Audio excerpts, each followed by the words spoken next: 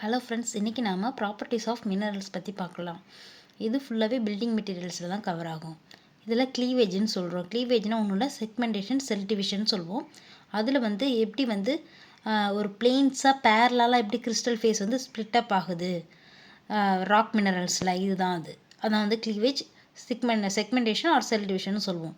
அடுத்து ஸ்ட்ரீக்னால் கலர் இன் powder form. அது எப்படி இருக்குன்னா, மினரல்ஸ் கலரில் இருக்கும், கலர் பவுடர் ஃபார்மில் இருக்கும். அதான் ஸ்ட்ரீக். நெக்ஸ்ட்டு லெஸ்சர்னால் ரொம்ப கிளாஸியாக இருக்கும். அதோட டெக்ஸ்சர் எல்லாமே ஷைனாகவும் இருக்கும். சர்ஃபேஸ் மேலே அது எப்படி ஷைனாக இருக்கும்னா, ரிஃப்ளெக்ஷன் ஆஃப் லைட்டோட ரிஃப்ளெக்ஷன் பட்டு அந்த சர்ஃபேஸ் ரொம்ப ஷைனாக இருக்கும்.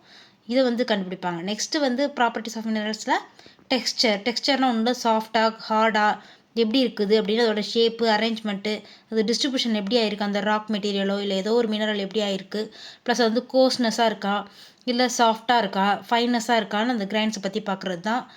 இது எல்லாமே ப்ராப்பர்ட்டிஸ் ஆஃப் மினரல்ஸ் பில்டிங் மெட்டீரியல்ஸில் கவர் ஆகும். Thank you friends. மறக்காமல் சப்ஸ்கிரைப் பண்ணுங்கள், லைக் பண்ணுங்கள். ரொம்பவே யூஸ்ஃபுல்லான வீடியோஸ்லாம் ஷார்ட்ஸ்லேயும் குட்டி குட்டி வீடியோஸாகவும் போட்டுகிட்டே இருக்கேன். Thank you friends.